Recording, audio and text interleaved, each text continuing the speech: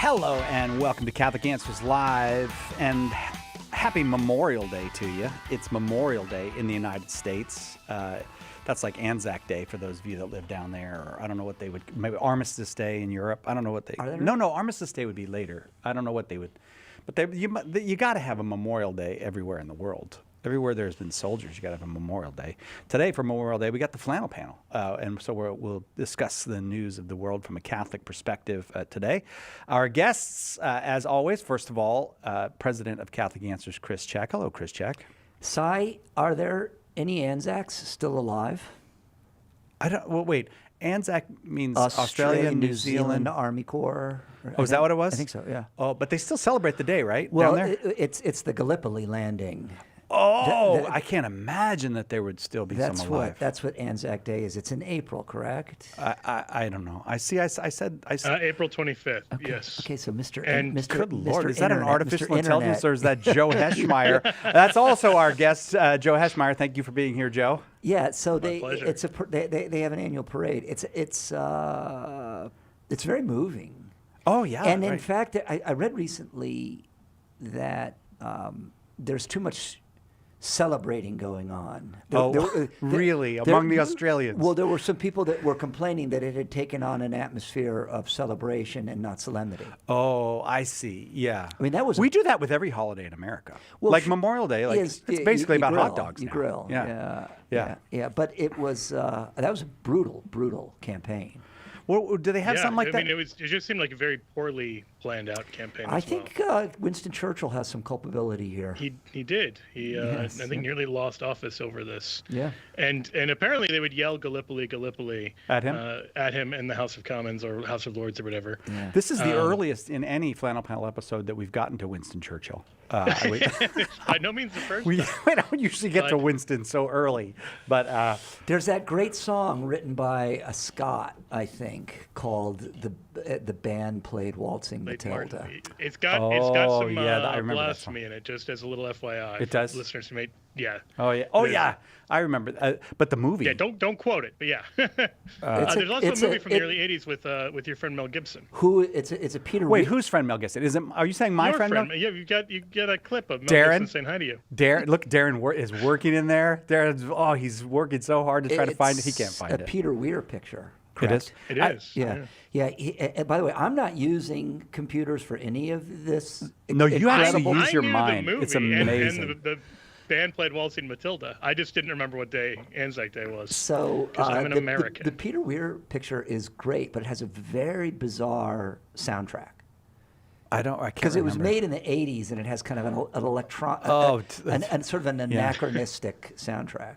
Yeah. But it's a brutal film. It seems to me like brutal films were in vogue then. Is that the same period that Breaker Morant came out? I feel like Breaker Morant came out. Breaker Morant may be a little earlier. That is an Edward Woodward picture. 1 year earlier. Okay. Yeah. But look at that. He knew Edward Woodward. You used the internet to find out. What are you on, Yeah, I've never IMDb even or whatever seen that is? No, Breaker but Morant. I've seen Gallipoli. I've not seen Breaker Morant. Okay, Breaker Morant is in the top 5 films ever made, and it is the single best courtroom drama ever made. It is a great film. It's a I feel really- like you haven't seen A Few Good Men. It's way it is. better than A Few Good Men is very good. It is. Or maybe Judgment I'm in getting all the truth Nuremberg. about this. But Judgment in Nuremberg is not a very good movie. No, it's not. And by the way, every movie that Tom Cruise is in is marred by Tom Cruise. we disagree on this, but we will just have to agree to disagree.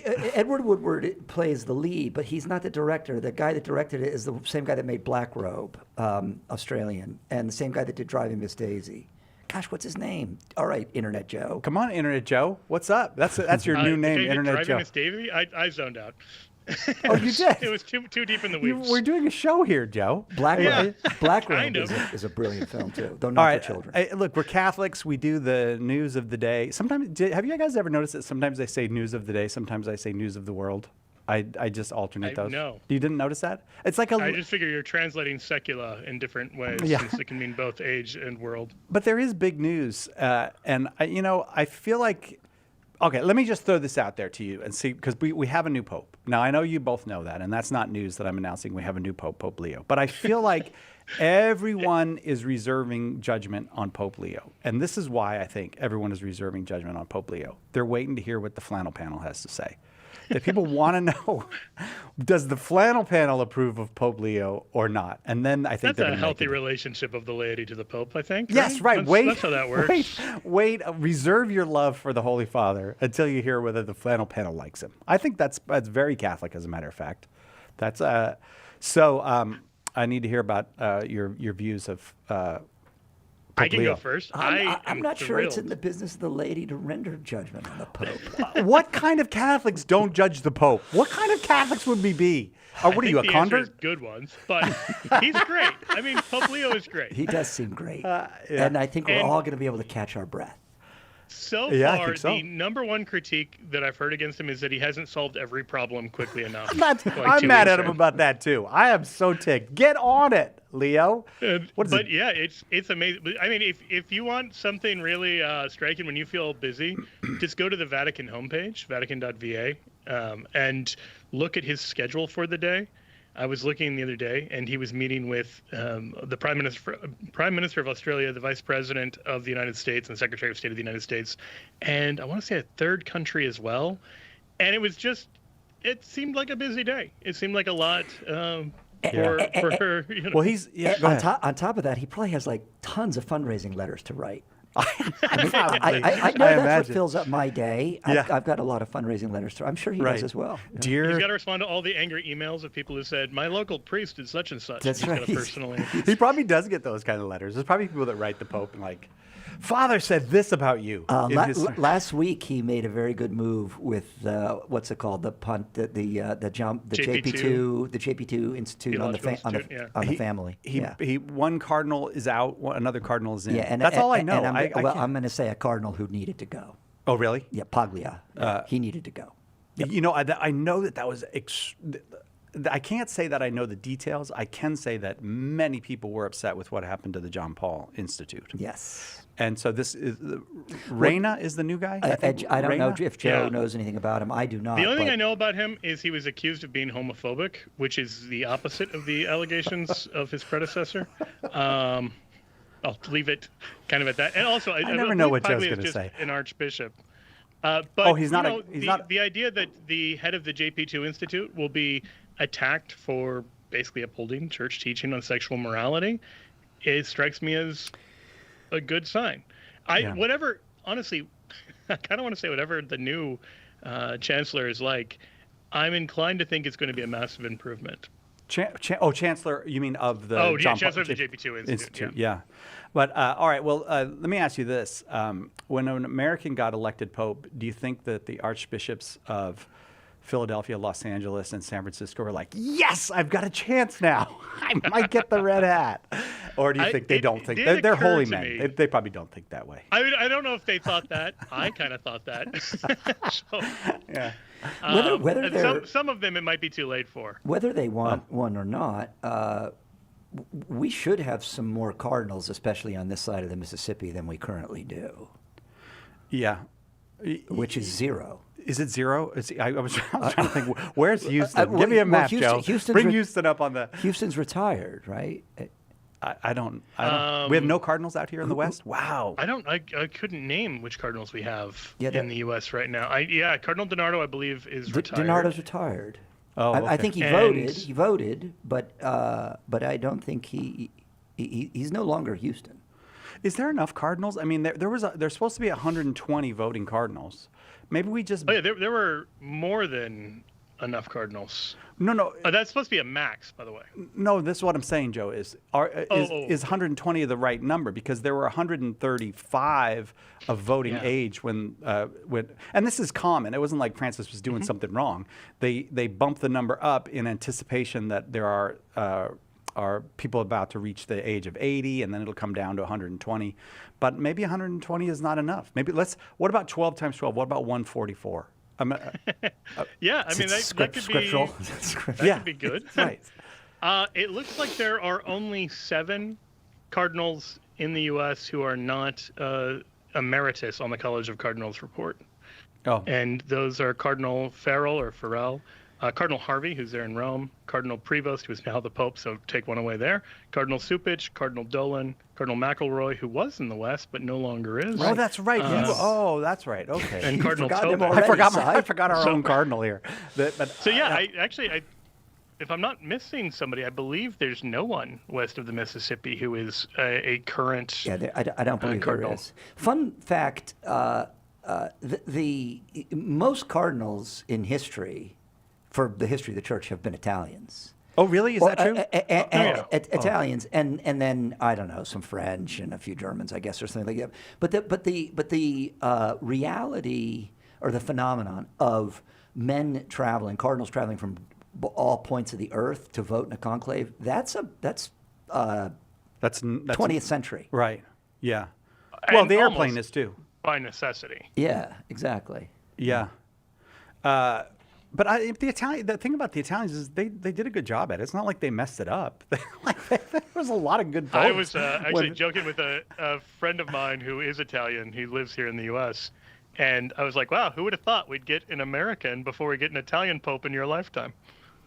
Because he's literally not been alive with an Italian Pope, which is insane in the history of the church. Yeah, considering. But anyone born after 1978 has never seen an Italian Pope. But if you were to look at the, say, 400 years prior to that, every Pope.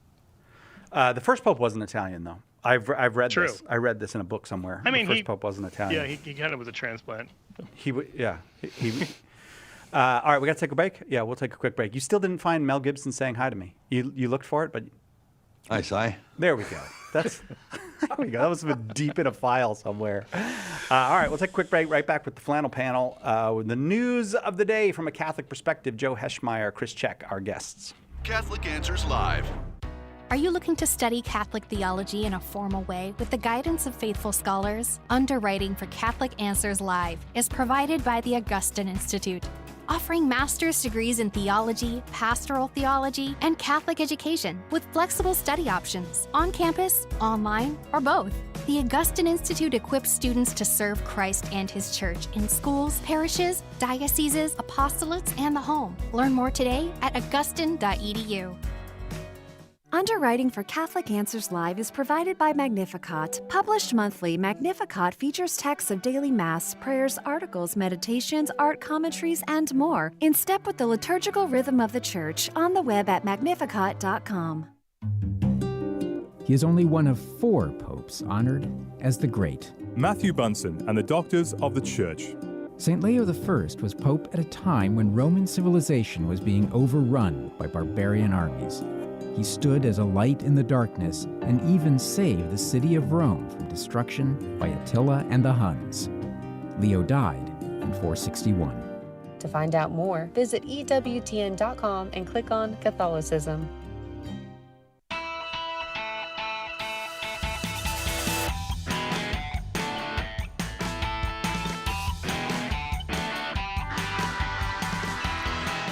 Welcome back.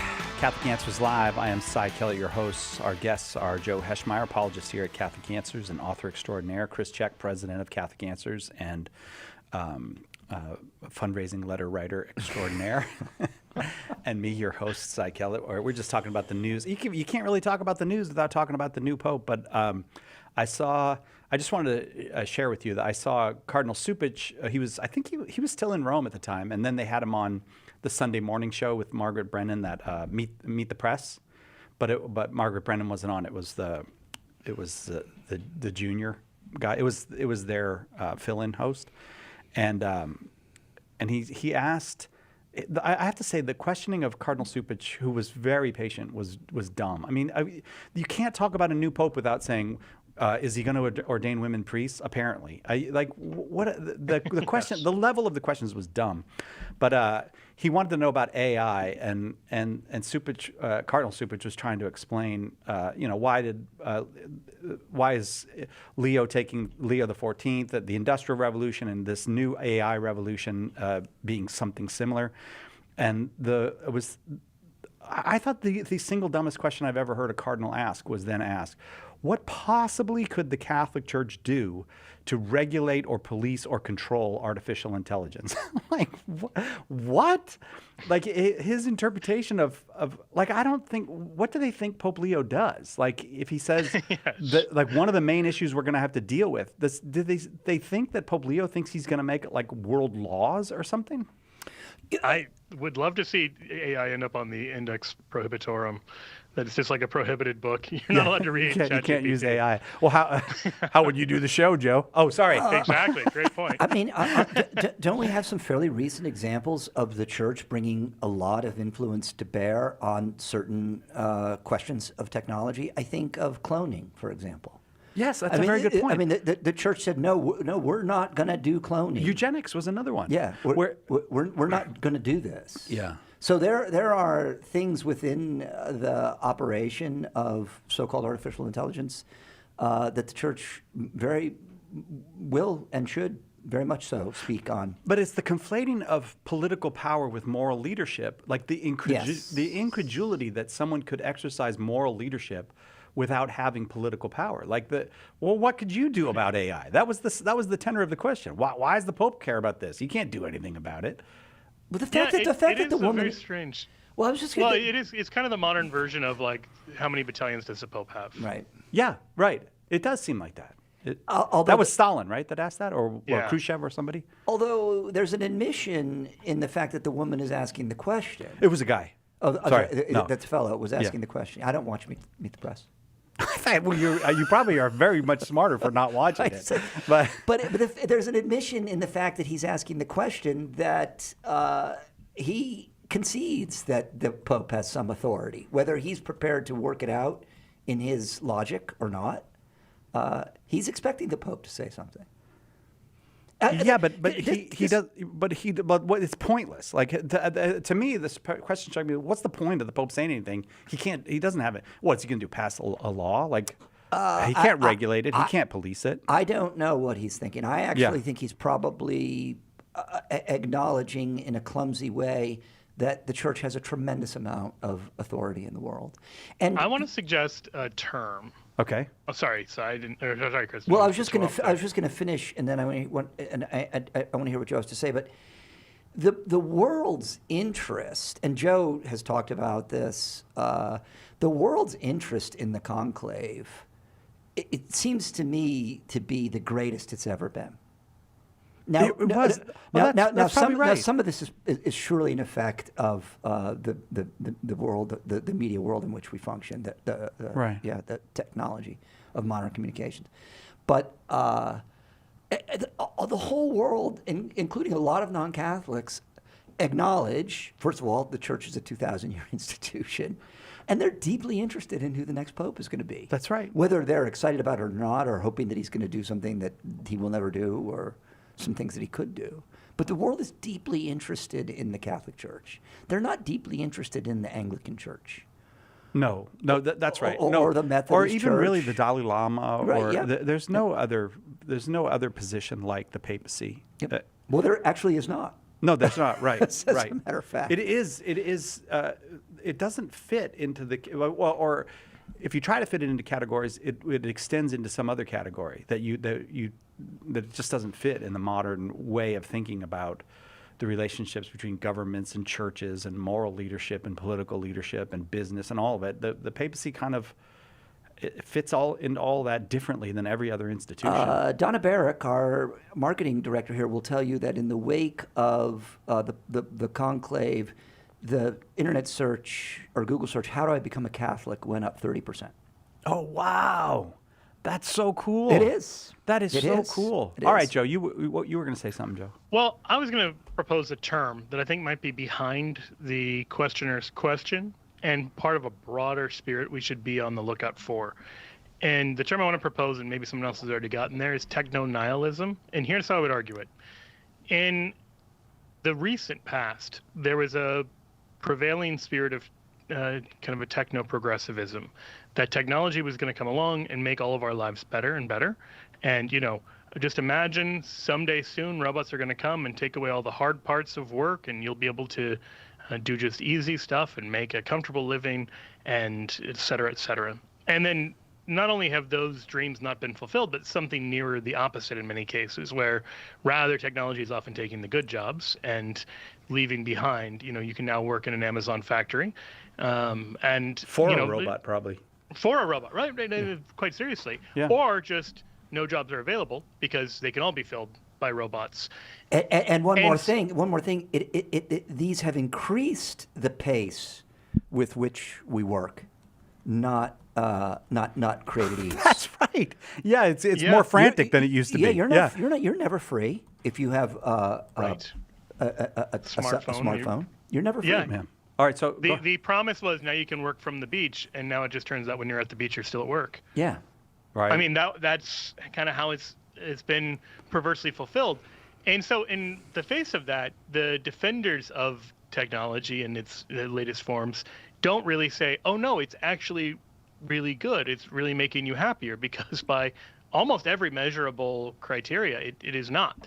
And so instead, the argument just becomes, well, it's inevitable. Like, you can't do anything about it. Like, this is the future, so, suck it up. What are you going to do about it? I think that is true, Joe. I didn't articulate that, but that is part of what bothered me about the question. Is it's just a resignation. Like, what are you going to do about this? Yeah. AI doesn't care what you think, Pope.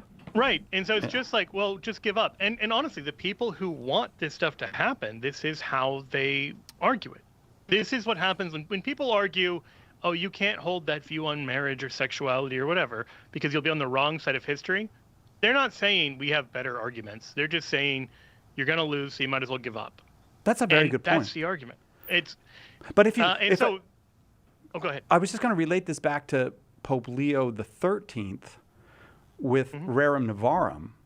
Yes. That there is a material difference in the way modernity turned out because the Pope wrote Rerum Novarum, and I don't think people appreciate that or understand that the way that the relationship between workers and bosses and owners played out over the course of the 20th century was materially and significantly, importantly impacted because the Pope wrote Rerum Novarum in whatever it was, 1893 or 4 or whatever.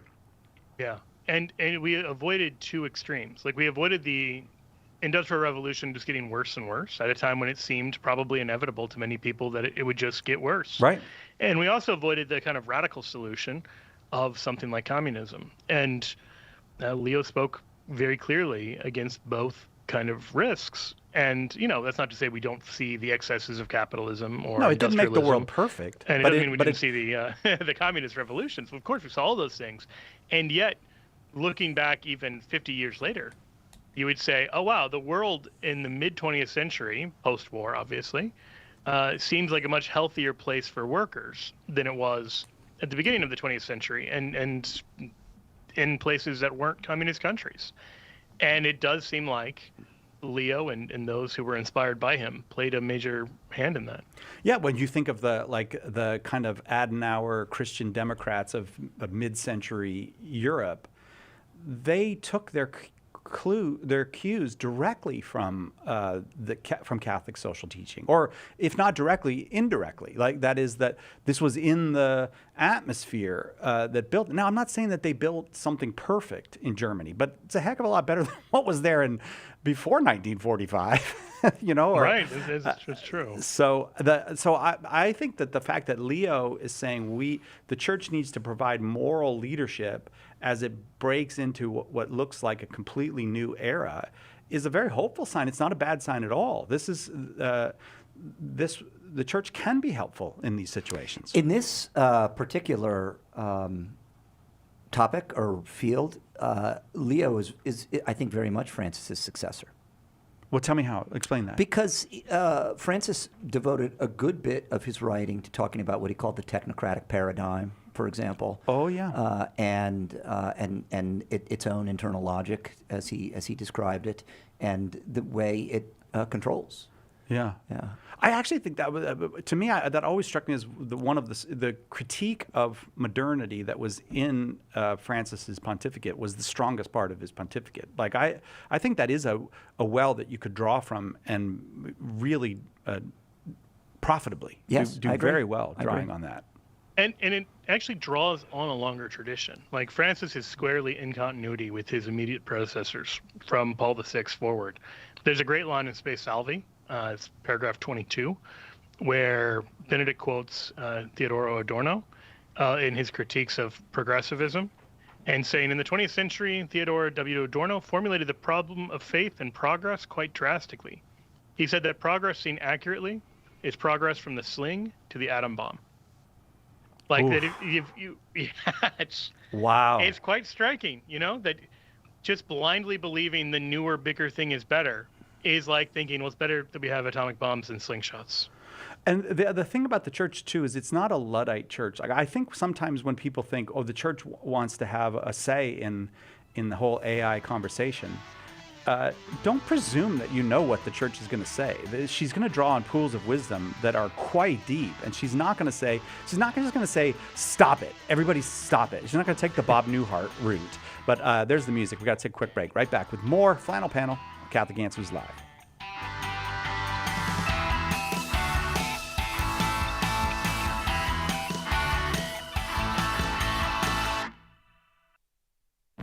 Each Catholic is obliged to spread and defend the faith by word and deed. Well, we're here to help. Join special guests Chris Stefanik, Dr. David Anders, Father Jeff Kirby, and all your favorite Catholic Answers apologists this September 25th through 28th in beautiful San Diego for the Catholic Answers Conference. Our theme? Go make disciples. Enjoy 4 days of faith, fun, and fellowship. Use promo code EARLY to save $50 when you register today at CatholicAnswersConference.com. Lots of people have big questions about Catholicism. It needs a big book of answers, and now it's got one. The Big Book of Catholic Answers is filled with helpful replies to more than 250 questions about the faith.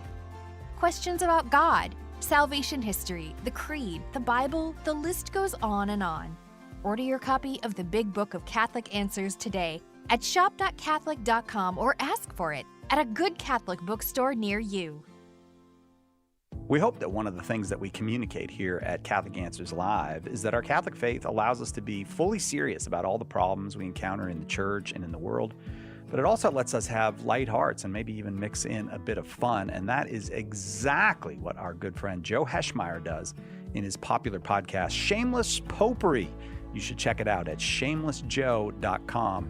Joe's got a deep grasp of the faith, morals, the teachings of the church, all that, but he's also got a witty conversational style. He entertains and he informs, but you will leave equipped to better answer the most common challenges, misconceptions, and questions about the Catholic faith. He's got insightful guests, he does on-air debates, and he takes a close look into all the things that you want to know about as a Catholic living today. You'll walk away knowledgeable and filled with joy.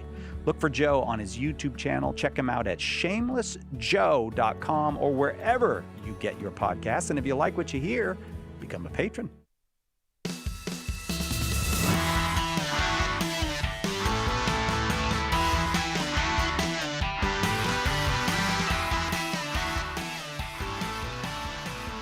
I am Cy Kellett, your host, Chris Check, our guest president of Catholic Answers, Joe Heschmeyer, our other guest. You've been relegated to other guest, Joe. And when the three of us get together and we wear these flannel shirts, it's called the Flannel Panel, and we talk about the news of the day from a Catholic perspective. And we're talking about AI and Pope Leo right now. First of all, I don't know why it utterly knocked me over when I saw that he had taken the name Leo. It just I don't know why I didn't like. It just seemed like, wait, what? I don't know. Why would you be surprised?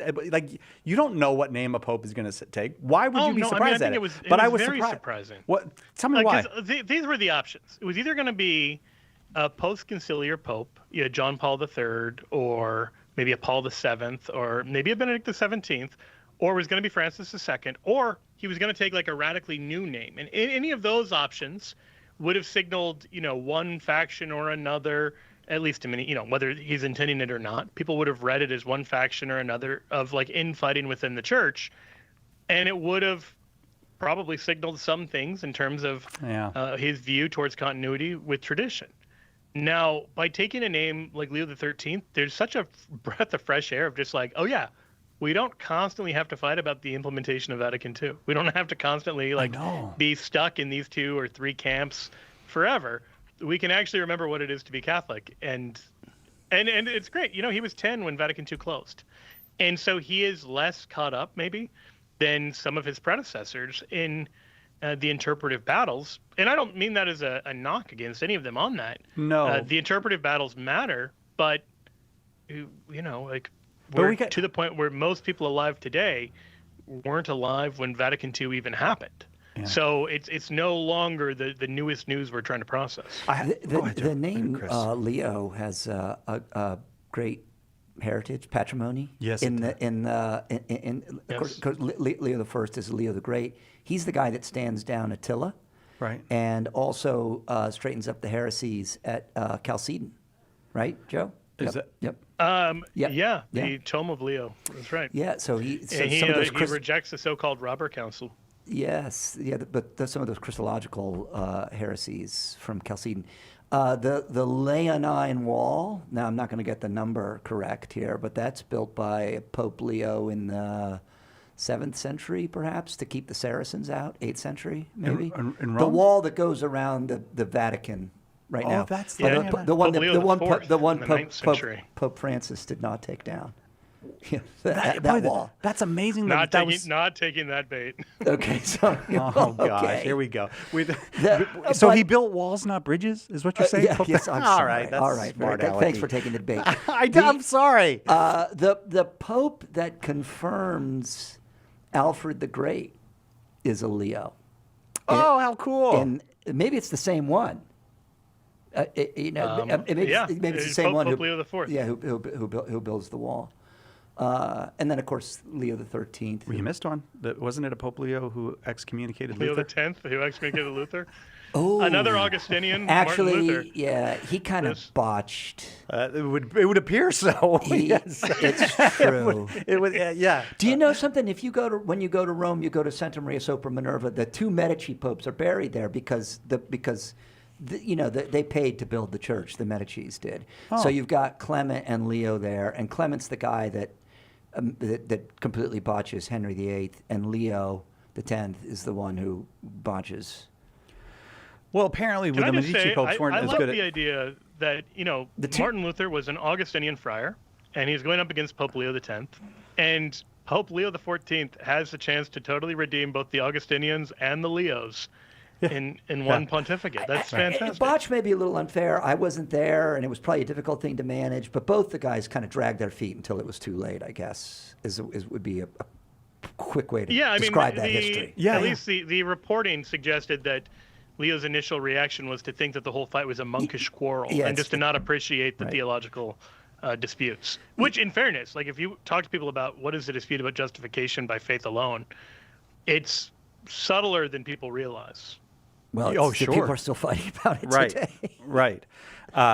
Yeah. So it's across on the other side of the Alps, and what does Leo know about what's going on up there in Germany until it gets too late? But it does seem history would the subsequent history would seem to suggest he didn't handle it very well. That maybe there was something he could have done better than he did. Not to remove the blame from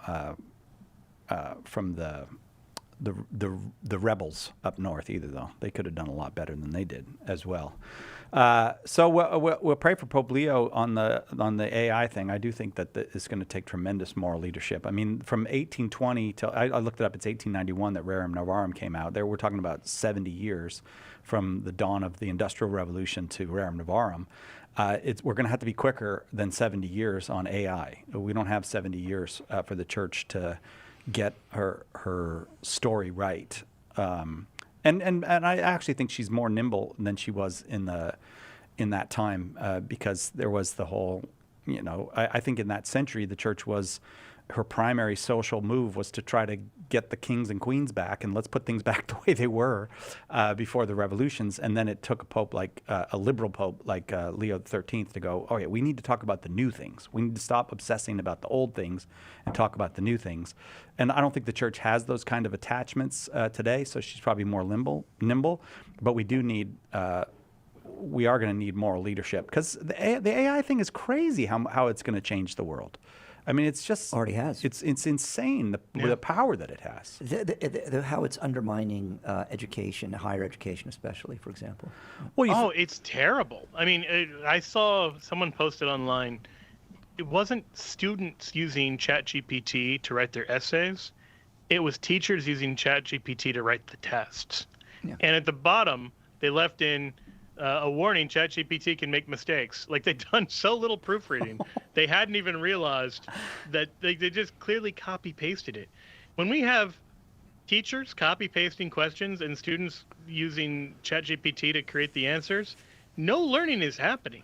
No, Like, right. Unless it's Right. machine learning. But no human learning is happening. No one is getting smarter as a result of these interactions. The machine And- is probably and there's getting something smarter. It's probably terrible. going, I need to take over. None of these people are doing anything. I need to take over. I need to be in This charge. is my 2,000th time taking Spanish 1. I already know Spanish. Get Skynet on the phone for me. Education especially is one of these where very drastic measures, I think, are necessary. Chesterton says correct the exaggeration, or however it goes. I think of my friend Dan Kerr's school in Fort Scott, St. Martin's Academy in Fort Scott, Kansas. There are no screens at that school at all.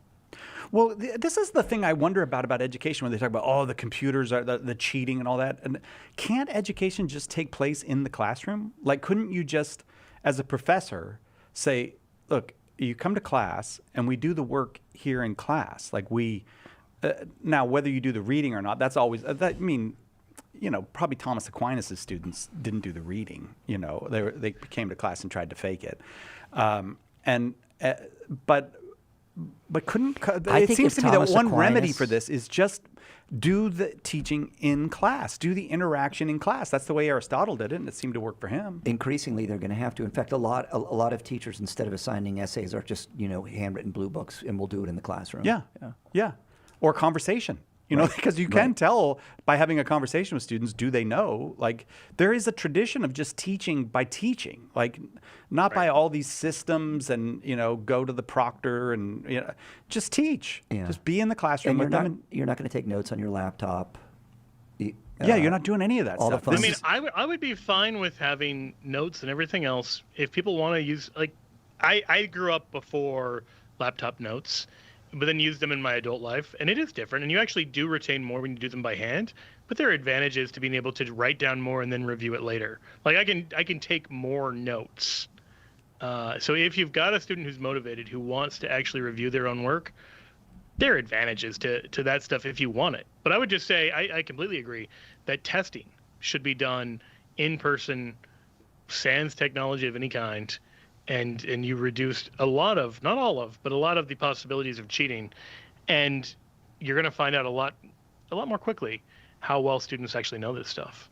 Yeah, and I mean, unless teachers want to say that they themselves are irrelevant and everybody should just be an autodidact, then they just need to do it in the classroom. You need to relate to your students, Right. Sit there with them, have conversations. I just think that's the way teaching has.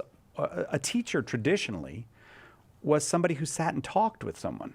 And like the fact that it's okay, there's no PowerPoint. It's just like we can still do that. The technology is not keeping us from doing that. Yeah, it's disheartening. I'll say that. That we haven't just moved that way completely. But I do think, look, even in these solutions, we have to just recognize, like, the era of homework is over, and that's something we haven't internalized. Right. Yeah.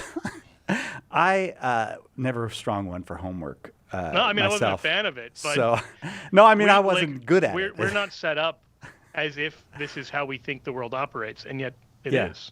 Yeah, the homework is like, come on, really, seriously, you're going to assign homework now? They can just go home and they can put the whole thing into, and you could say to the AI and make a couple mistakes on this so that make it read like and it'll do someone it. my age Like yeah. come on, you just got to stop being dumb about that stuff. I don't know. I think a return to like talking with students would be one solution. All right, we're going to take a quick break. We got more news to get to, lots more news with Joe Heschmeyer and Chris Check, our guests for Flannel Panel on Catholic Answers Live. Catholic Answers Live. Who was the first Catholic in your family? Were they evangelized by a friend, a coworker, a stranger? Did you ever think that you could be that person that God uses to save a soul? and that soul could save their family, their grandchildren, and generations to come. At St. Paul Street Evangelization, a Catholic nonprofit, we train, equip, and mobilize Catholic disciples to do the urgent work of evangelization. Catholic Answers is supported in part by St. Paul Street Evangelization, streetevangelization.com. The EWTN home video highlight for May is The Heresies, Volume 1. The Catholic Church has fought against many heresies from the beginning, and these errors still infiltrate our culture today. Order your DVD at EWTNRC.com 24 hours a day, 7 days a week, or call 1-800-854-6316.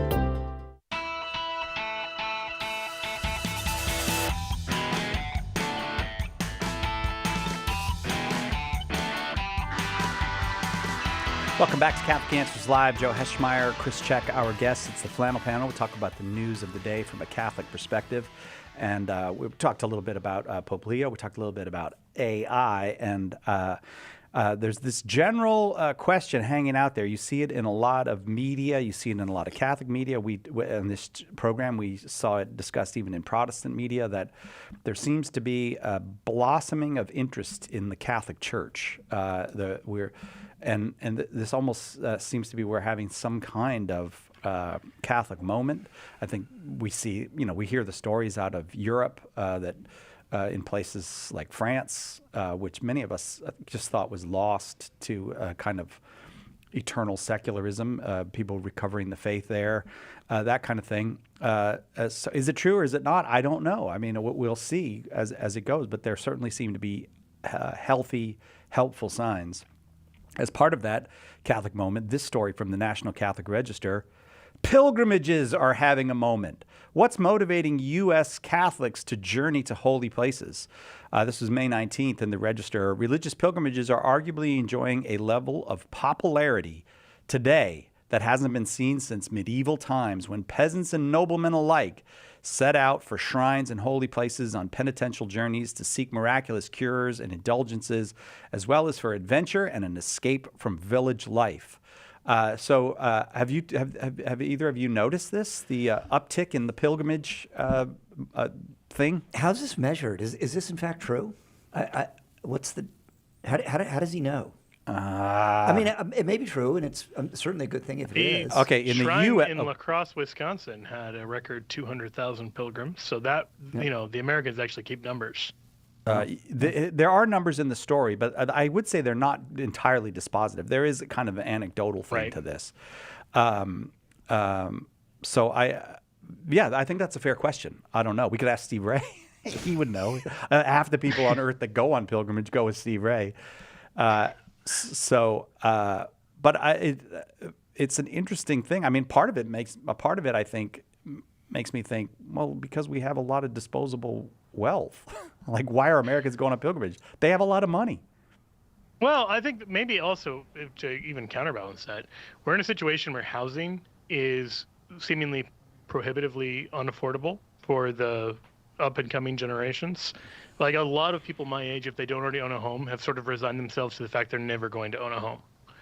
And so they're in this weird spot where they make more than they need for rent, but less than they need for a down payment. Oh, yeah. And so the temptation is, rather than spend the next 15 years trying to build up enough money to buy a house when who knows what's going to happen to the housing market, I'm just going to spend it. I'm just going to, go do something. Right. And so, you see eating out going up. You see, premium groceries and Whole Foods and everything going up. And you see travel. This is consistent with what's the current generation called? I don't Z? know. Gen Z or Gen Z. No, it's not. The current generation is Gen Z? Is well, it? depends Okay, what I you mean by apologize. the I don't current know. generation. But what's the one before Z? Why? I don't know. Millennials? Our iPhone. Gen Alpha is coming up next? It goes millennials, Gen Z, then We Gen don't Alpha. know. Well, Gen Alpha don't is act like we very know. young. Okay, so Okay. anyway, young Ute. The Utes. Are less interested in material possessions and more in experiences. Well, and I think this is true of my own sons, by the way. They live very modestly. But they do. But they want to do stuff. They like to do a lot of stuff. But this was actually promoted about 20 years ago, like the book Eat, Pray, Love. There was this whole thing, don't have things, have experiences. There's a kind of... I feel pretty confident my sons have not read that book. Eat, Pray, Love? Yeah. I haven't or read seen it the movie. But all of those are good things, though. But eating, praying, loving, those are good things. I don't know what the book is about. But. Pilgrimage is a long-standing and fundamental reality of the Catholic religion, and I think it's great news. The Holy Family went on pilgrimage once a year. I know, that's true. That's recorded in the Bible. Once Yes. a year, they made a pilgrimage. Yeah. That's right.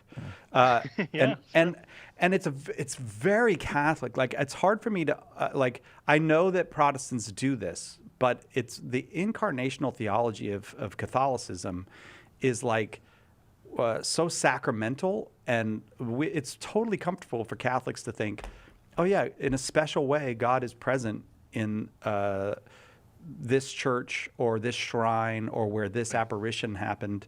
That God reserves times and places for all kinds of things, and some of them are reserved for holy purposes, and that is so Catholic to think that way. The three great pilgrimages of history, of course, are the Holy Land and Rome and Compostela in Spain, and then, as you say now, with Marian apparitions, those places become sites. And the Rhine River.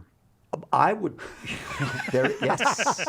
This is the smoothest ad intro we've ever had. Usually I'm the guy shilling here. That's good. That's good. I think I did pretty you well. You on want to just that go one. with that, and I'll stop what I was going to say? Join us, Catholic Answers, on our pilgrimage, starting in Amsterdam, ending is somewhere in the wilds of Africa. I don't know where the Rhine River goes to, but I think it's somewhere deep in Africa. Is that correct? That's the Nile. That's I the think Nile. you're in denial. All right. Yes. But you can visit the beautiful Catholic pilgrimage sites of Cologne, Cologne, Northern Europe, Central Europe, all this, so much beauty and history there. Come with us, 2026, May of 2026. It's going to be a magnificent pilgrimage. The boat is about a third sold. See the Three Kings. Don't. Oh, is it really? Yeah, don't delay. But that's another great Catholic thing. Like the Three Kings, they're in Germany. They make a pilgrimage. The Three Kings make a pilgrimage. That's right. They made a pilgrimage, and now you can make a pilgrimage to visit the Three Kings. What is it? CatholicCruise.com. CatholicCruise.com. You should come with us. We'd love it if you come with us. Yeah, it's a year out, folks, and like I say, the boat's already a third sold. But I remember the whole boat is Catholic Answers. Yeah, it's just us, and, Yeah. and a third sold a year out. Come on, Father Sebastian Walsh, the great Norbertine priest, is our chaplain. Yeah. I did want to say, is the commercial over? Yeah, let's talk about pilgrimages. I did. Wait. CatholicCruise.com. The commercial's over. CatholicCruise.com. Okay. No more commercial. CatholicCruise.com. Go ahead and say what. I want to encourage Americans to learn the opportunities for pilgrimage in the lower 48. Yeah, there are. Like, we had a Marian apparition in Wisconsin. That's one, absolutely. Nathaniel and I just went to Santa Fe to see our friend Archbishop Lamy, whose cause should be opened. Missy and I went up to Carmel to see Junipero Serra a few years ago, and I was one of the. Absolutely. There's something so spiritually fortifying about going to visit a saint. I don't know what it is. I don't know how to describe it, but if you've got a saint, go visit that saint. The National Shrine of Our Lady of Martyrs in Fultonville, New York, which, if memory serves, is pretty close to the Baseball Hall of Fame. If you want to make it a two-stop. Double pilgrimage. Double. Wow. There's been some great Catholic baseball players. You might as well check a couple boxes. But like, if you're in New York or New England or somewhere, you could go up and see Kateri Tekakwitha in hours, in a matter of hours. Very you can make easy. a pilgrimage to go see her. Yes. The outdoor portion of St. John de Brebeuf and Isaac Jogues and the rest is, I think, quite beautiful.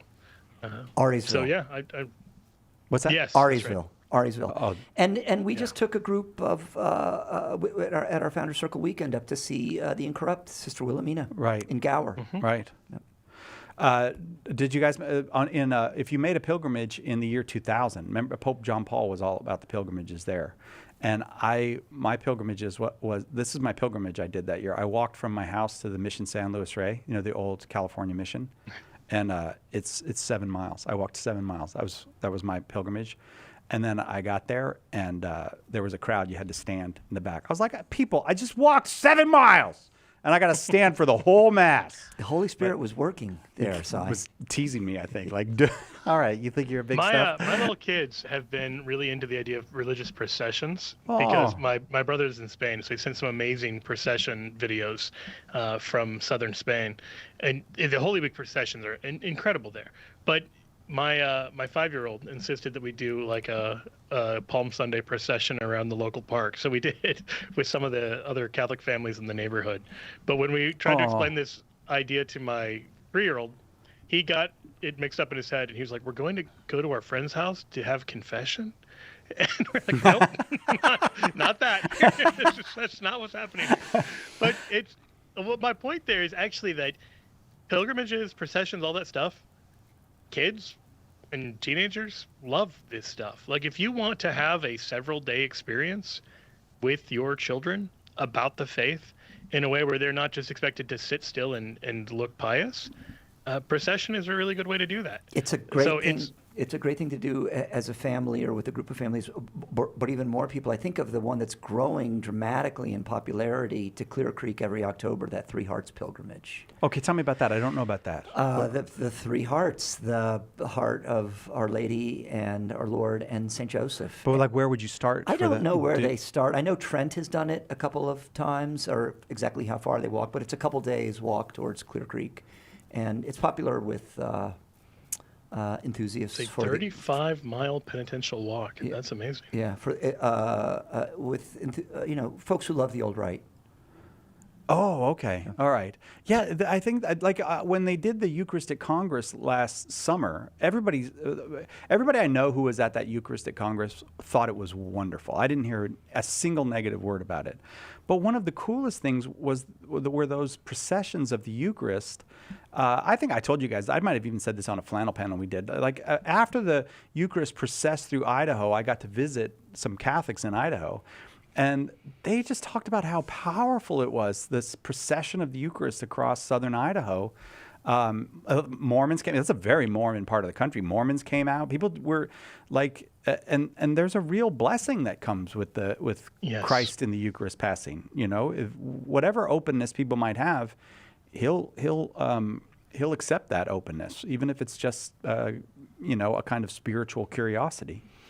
I think the biggest. Yeah, I'm reminded in Acts when the apostles would walk and people would, go out and place their sick along. And so in Acts 5, verse 15, they would carry their sick out into the streets and lay them on beds and pallets so that as Peter came by, at least his shadow might fall on some of them. But they were looking for healings just from being in the shadows. You have to imagine how much more powerful is Christ himself being processed by. I mean, it's a beautiful thing to kind of bear in mind. The incarnational nature of the faith is something we can overlook. Here's another one that I'll encourage our American listeners, which I think is probably most of our listeners. Chimayo, the shrine in Chimayo. It's an old Spanish mission on the road between Santa Fe and Taos. I think that Chimayo pilgrimage that takes place around Holy Week is the biggest pilgrimage in the United States. I didn't know about that. Yes. Man, I'm hearing so much. Chimayo, Chimayo. Yeah. It's like Chicago and Mayo put together. Like if you had Chicago mayonnaise and you wanted to make an acronym. There's a miraculous Thanks, Joe. a hole of dirt that people have had physical healings of their ailments. It's got all the crutches on the wall, and yeah. It's beautiful. So, this summer a pilgrimage does not have to be long. There may be places very close that you could make a pilgrimage. We of course would love it if you'd come on the pilgrimage with us next year. I've always the two pilgrimages we've done together to Rome have been extraordinary. Just extraordinary. Well, Joe was on one of them. Yes, Joe. Yeah, but the other one was extraordinary too. Yeah, but that one was good. The one with Joe was good, and the other one was extraordinary. See what you did there. But we will go back to Rome. Yeah, I there is something about pilgrimage. I'm glad people are discovering it, and you can take the kids on a pilgrimage. You can say there's this saint that's a few hours from our house. We're going to make that pilgrimage, and just sit and talk with that saint for a while or whatever. But all right, we got way more news to get to. It's the news of the day from a Catholic perspective. Joe Heschmeyer, author of the Eucharist is Really Jesus, Pope Peter, the early church was the Catholic Church, and many other things. Chris Check, president of Catholic Answers. And I, your host, Cy Kellett. We will all be right back with more Flannel Panel on Catholic Answers Live.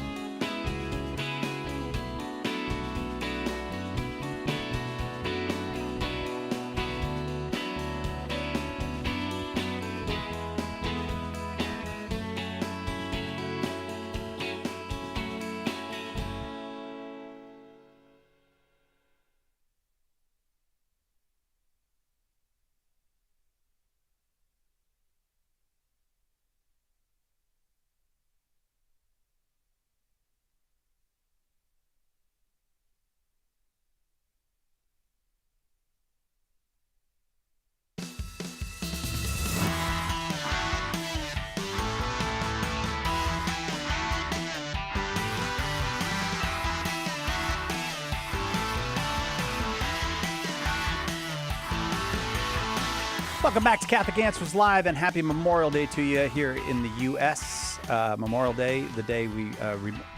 what? Don't interrupt me while I'm talking about... It's a rubber duck. I'm just holding a rubber duck. Do you know what the rubber duck means? For Memorial Day? No, it's not a memorial. It's a Catholic Answers rubber duck, and we're taking them on the pilgrimage with us. It's true. Everyone who comes on the Rhine River is getting a rubber duck? pilgrimage gets one of these. Hold it up so people can see it. There we go. There we go. It's on. I think that's probably... Which camera am I supposed to be on? That's probably the cheapest way to get a rubber duck. Yeah, that's right. So does it also work as a flotation device? Like, what's the deal? If you had enough of them, I gather. No, they're going to hide them. This is going to be like a game that we're going to play on the pilgrimage. It is There's something about cruise culture and rubber ducks. I don't. Oh, really? Jen is into this. I don't. If you hide them, is that called duck and cover? Yes, that is true. But we love when we're taking people on a trip to put them in the mind of a nuclear war, Joe. Thank you. Oh, yeah, exactly. Thank you for that. There's two other people that we didn't mention in the first hour. We mentioned the Three Kings, but Hildegard of Bingen. We're going to see her. Oh, yeah. Oh, yes, right. Doctor of the church. Yeah. Beer maker. And Bingen's most famous citizen. Beer maker. Yeah. Easily. Poet. Also, Charlemagne. No, we're not going to see Charlemagne. Are we really? Yeah, isn't he in Aachen? Or isn't that where that's going to be awesome. The Rhine Valley is suffused with Catholic history. Oh, right, without question. Yeah, Boniface, he is in Aachen. I did not realize that. I assumed he was in France. Saint Boniface, right? Yeah. Boniface, also known as Winifred. I love those double name ones. Well, yeah, I mean, he Winifred, started, also known as Boniface. He started as Winifred, and then the Pope somebody renamed it. The abbot, the Pope, yeah. When you think about it, it's just an embarrassment of Catholic riches in that valley. So I think that Italy, France, England, Catholics, American Catholics, have something of the sense of the history there. But then you get over into the Rhine and across the Rhine, it's not as clear. The Habsburgs. Oh yeah, because we don't get that in our history classes as much as we get the English kings. So here's another reason to come, my friends. We're gonna clear up all this history for you. Oh, great. It's deeply important Catholic history that you need to know. Yeah, such extraordinary people. I'd love to just visit monasteries because people sometimes in the modern era we think of a missionary as different than a monk, but the monks were missionaries in those days. Yes. They went out into the wild places and chopped down trees and made civilization. cut down. Yeah, literally cut down trees down the and donor oak, and right, made yeah. farmland and so. We don't want to just keep doing an ad for CatholicCruise.com, CatholicCruise.com.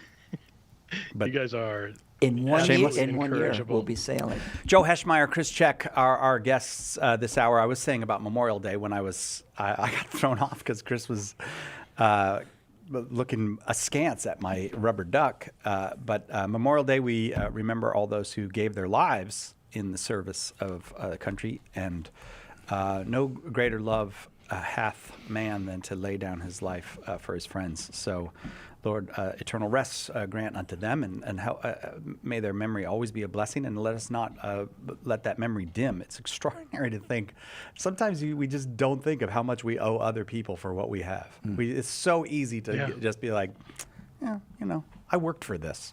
Yeah, did you really? Because a lot of people gave their lives so you could have this. Well said. And so many of them rest on foreign soil. That's true too. Yeah. Think of those magnificent cemeteries in France. Deeply moving. I've never seen it, but at Normandy, and the one that's very, very moving is from the First World War outside of Paris and near Chateau Thierry, where St. John was captured. Belleau Wood, a Marine Corps. Those are the same place. Yeah, a Marine Corps campaign in the First World War. That's the thing. Europe, we have it a little bit in some places now. There's this overlapping of history. Yeah, on this same spot, this happened in the 8th century, and it's extraordinary. All right, we're gonna get. You said there was no fireworks in the first hour. I know. We were just friendly to each other. Is that what you? Yes, it was Irenic. Was it? Well, the new pope is so peaceful. That's right. I feel like I have a new desire just to live in peace with everyone. I spoke on the phone last week with a gentleman who was at the conclave, and he and I agreed that there is a sense of peace. about this man. It's palpable. Yeah, it's really something. Like I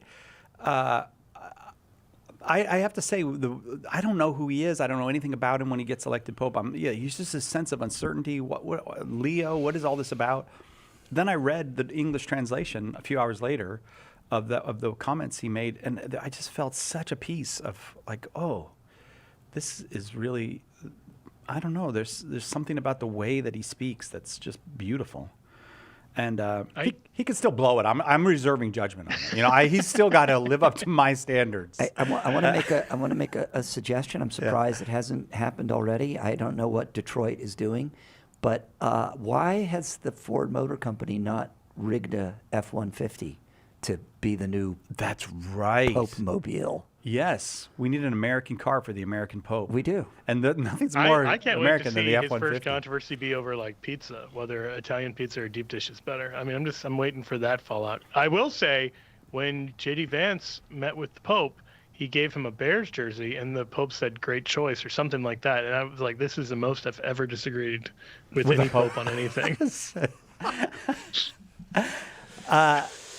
Yeah, it still is weird to hear somebody speak English like as a native English speaker as the Pope. It's just weird. You feel like, are you sure you're the Pope? You speak English really well. That doesn't seem like that goes with Pope. There's a little bit of an accent, but it's a Chicago accent. I mean, I think we can start planning now for a visit, right? He's going to have to visit. He's got to come, doesn't he? He wants to see his mom and dad. Are his parents still with us? I don't actually know that. I haven't heard about them. So I think you would have heard if they are. But his brother is. He's got two brothers. Yeah. But my thought is, wouldn't he go to Peru first? Because he was a bishop in, I forgot the name of the city in Peru, and you would think that might be his first stop. But do you think we could get him on the radio if he came to the? Could we get him on Catholic Answers Live? Do you think he would take questions?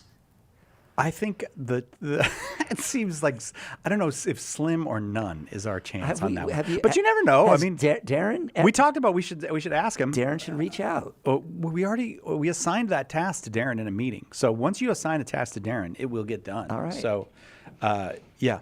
Have you called the Pope yet, Darren? Have you spoken? Have the two of you spoken yet? No, he's still working on that. He can offer mass in our chapel. Yeah. Let me just say this right now. If you're listening, because many people do listen to us in Rome. And by many, I mean like one or two probably. Pope Leo, you have an open invitation. And we don't do this for everybody. You can have both hours.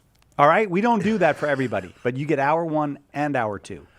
And you also can refuse calls. We'll show you the calls before they come. You say, I don't want to take that one. So these are not accommodations we make for everyone, Pope Leo, but you are welcome here. All right. I think we just lost Joe. I think that's why they don't want to talk to me in the booth. They're trying to get Joe back. It's just you and me. Can you believe that? That's all right. We can get some real insights in. I know. Now we can finally have a conversation around here without Heschmeyer. Actually, shall we just go to a cruise commercial till he comes back? No, I want to do it without when he's here. You know what? While we don't have Joe here, it is a good time to talk about how good Joe is. He really is wonderful. He is. And I didn't put on the list of things to talk about because Joe's not here. I will talk about this. Didn't Trent Horn do a nice job on the thing he did about?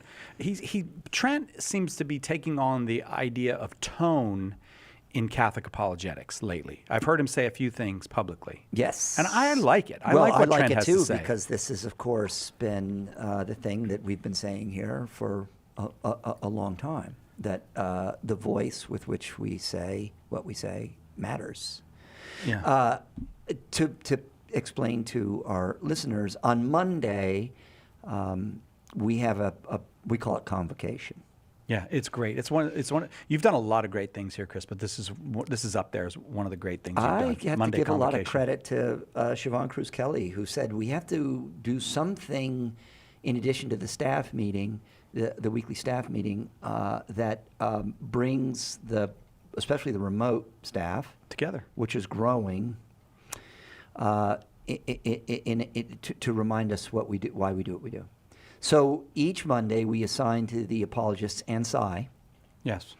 What do we give you? 10 minutes, 15 minutes? Yeah. For a reflection on anything they want. but it's a spiritual reflection. Yes, it basically. can't Just be start the about work whether week deep with this. dish or Italian is better. No. Though you can work that in. Yeah, probably will. Yeah. And my next one now.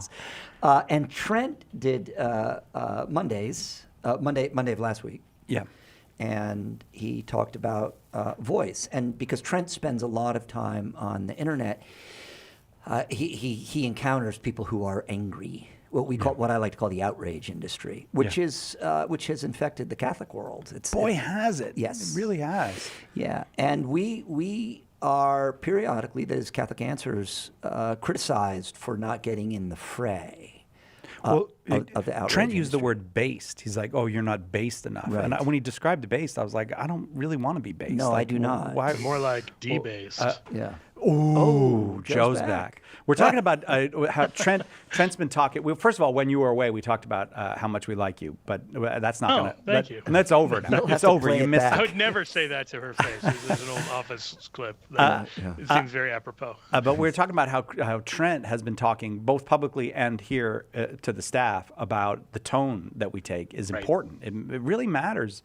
If you want to share the faith, it really matters that you not be a grumpy curmudgeon unless you're good at it. You know, like some people are funny grumpy curmudgeons. Like Chesterton, I guess, in a certain way. You know, but he's He's not really grumpy. No, not grumpy. That's right. Yeah, but I guess there's people that. Belloc is kind of grumpy, but so Trent actually set it up. That's fair. He's actually grumpy. Yeah, but in a charming way. But Evelyn was even grumpier. Trent set up in I think a very interesting way. He describes St. Peter, a friend of yours, Si. You talk about him a lot. Peter's one of my heroes. Yeah, I love St. Peter. Yeah, I do too. And he says, of course, Peter is explicit and adamant. Oh, we will go to our death for you. And then in the garden, it looks like he's prepared to kill somebody. Yeah. Now, maybe he's just not that good with a sword, and he only gets But the if ear. you chop someone's ear off, I was thinking about this when Trent said it. Like, you're going for the kill. Like, that's not Right. You didn't chop someone's ear off because you were trying to. Yeah, be, it looks like you were probably going for the head. Yeah. But, however, and so he's prepared to kill, but then shortly thereafter he denies our Lord. He's not prepared to die. So Trent says there's an analogy here in Peter as he's developing, and it's making and it's manifesting online. There's plenty of people who are ready to pick fights. Yeah. And kill for Jesus. Kill for Jesus. Right. But very few people who are willing to die, that is, hold your tongue. Yeah. Right? Say something in a charitable way. And he quoted, it's striking to me that people say things, I can't even repeat actually the example that he used now. No, you can't say that on the air. On the air, yes, but someone insulted Protestants, Right. and in a vulgar way, as if this was going to be a good apologetic, Right. And it doesn't work. It's not effective. It's not what Jesus wants you to do. You're not based because maybe you are based, but that would mean that based is a bad thing. All this is by way of saying that if you listen to Joe's podcast, it's very much the same thing. Yeah, it's good. As the based people? No. No, I'm not. It's the right voice. It's charitable. It's joyful. It's direct. It doesn't pull punches. It's not compromising. No, there's a passage so I think it's really important to ground this in Scripture, because some people are going to hear this and be like, "Oh, you guys are so whiny. You're just tone policing," and it's like, no, this is actually we're doing what? Tone policing. Tone tone policing. Is policing. what jerks I on the cannot internet keep when you up. tell I them not can't- to be jerks. Yeah, no, Right. it's fun. You're tone policing me. Okay, get over it, Yeah, you like, baby. when I'm like, yeah, don't be a jerk. It's Yeah, like, well, that's tone tone policing. police. It's like, yeah, but this is also just part of what it is to be a normal human being. That if I'm going to tell you the truth and I say it in a way that I couple it with like insulting your family, you're probably less likely to hear what I have to say about the good news of Jesus Christ. So in Colossians 4, St. Paul, who knew how to be sharp when he needed to, Ask Barnabas. says yeah, exactly. But he says, conduct yourselves wisely toward outsiders, making the most of the time. Let your speech always be gracious, seasoned with salt, so that you may know how you ought to answer everyone. And I just think like that is such a good. I like even the analogy. I mean, we would say sugar in American English. We'd say, a spoonful of sugar helps the medicine go down. Right. He's saying sprinkle it with salt. Like if you've got the substance, make it more tasty. Like if someone has to eat their meat, salted meat is 1,000 times better than unsalted. I wish our friends in England understood this. But it's, like the content of the message can be the same, but make it so it's easier, it's more palatable, and constantly do that. This is not an optional part of the faith. No, and then that's you couple right. that with the warnings in places like 1 Peter 3 and Ephesians 4 about putting away malice and bitterness and being kind-hearted towards one another. And it's like, no, this is part of what it is to be Christian. Amen, brother. Guys, I'm late for the break, but I got to go. And I do delight in Joe Heschmeyer, who in the midst of giving a speech about not insulting other people, insults British food, and then just moves on like he didn't do it. Right back with more Flannel Panel. It's an easy target. Catholic Answers Live. Are you a coffee drinker? If so, you can now enjoy a coffee roasted to perfection by the Carmelite monks of Wyoming. Delicious Mystic Monk coffee is roasted and prepared by monks in a hidden cloistered monastery and is available in over 25 varieties. All Mystic Monk coffees are works of perfection and labors of love. For more information on how to purchase Mystic Monk coffee, visit mysticmonkcoffee.com. That's mysticmonkcoffee.com. Carry the faith wherever you go. You can enjoy EWTN television and radio live streams, many of our popular TV and radio shows on demand, prayers and devotionals, and keep up on the latest Catholic news. Download the EWTN app at EWTNapps.com and join the EWTN family today.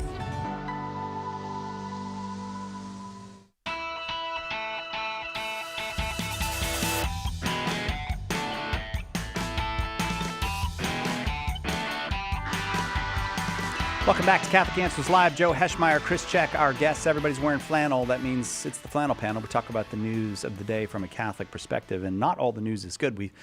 Chris used the word irenic to describe the program thus far, but I think it might be less irenic now. And remember the comedian Norm Macdonald? He said to David Letterman, this Hitler guy, the more I learn about him, the less fond I am of him, which is funny because it's understatement. And the more I learn about what's going on with young people today, the more I'm worried about them. Yes. And I want to share about this 25-year-old young guy, and you all read the story, blew himself up outside a fertility clinic. And then, in Palm Springs. In Palm Springs. And God have mercy on his soul and help his parents. But the distortion in this young man's mind is extraordinary. It's I don't know what to say about it. It's terrifying, and other people share it. So when a fertility clinic gets blown up or attempted to be blown up, immediately, do you do the same thing I do? Who was this? What's because what CNN wants it to be. They just can't wait for it to be one of us. But it's hard to know, who is this? And it turns out, according to the Associated Press, this is the article on Associated Press. Authorities say suspect in California fertility clinic bombing left behind anti-pro-life writings. A 25-year-old man the FBI believes was responsible for an explosion that ripped through Southern California fertility clinic left behind an anti-pro-life writing before carrying out an attack investigators call terrorism. The young man was identified by the FBI as a suspect in an apparent car bombing detonation. It's not just that he's anti-pro-life, though. Because pro-life people, if they're consistent in being pro-life, would agree with this young man that what's going on in that fertility clinic is an evil. There are human beings who are in frozen suspension there. And that, although we would disagree on why we thought it was evil. That's right. And we would disagree on the method of how you address that evil, clearly. Is he a population controller? It's even worse than that, Chris. He's an anti-natalist. He believes no human beings should be born because life is suffering and nobody asked for it, and you don't have the right to impose that suffering on another person by bringing them into this world. Can I just throw out that he is the logical conclusion in a lot of ways of the pro-choice arguments? Sure. Now, I want to be very clear. I'm not saying most pro-choicers agree with him or anything like that. I'm not saying that. But I am saying if your entire argument about why abortion should be legal involves just consent and everything else, then it does seem like, well, no one consents to being brought into the world. And everyone is subject to a lot of suffering when they're brought into the world. And so if suffering in a thing you didn't consent to is an evil that has to be avoided just by itself, well, then he would be right. That life itself would be the enemy, and we would want to have no more life. Well, and I've posed this to people before who think about things in terms of utilitarian, we got to do the greatest good for the greatest number of people and maximize pleasure and avoid suffering and all this, especially on the avoidance of suffering, to just say, okay, so hypothetically, if there was like a painless poison gas that would just wipe out the entire human population in a few seconds, no one's left behind to grieve. It only kills humans, so animals are fine, whatever. Is that good or bad? And on a utilitarian framework, you have to try to measure out, well, how much pleasure is there in life? How much pain is there in life? In all of human civilization, all over the world, and in future generations. If you can't just say, like, obviously annihilation is bad, you've got a bad moral philosophy. And so I would just point to that and say, a lot of the ways we morally reason leave us open to this kind of insanity.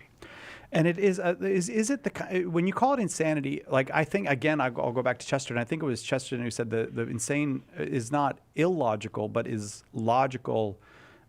He's lost everything but his logic. Yeah. Right. So, like, because most of us will have a gut sense of, like, yeah, I can see how this argument might logically lead here, but that would be a crazy place to go. So I'm not going to go there, even though I don't know why it's wrong. And I think that's where most pro-choicers are.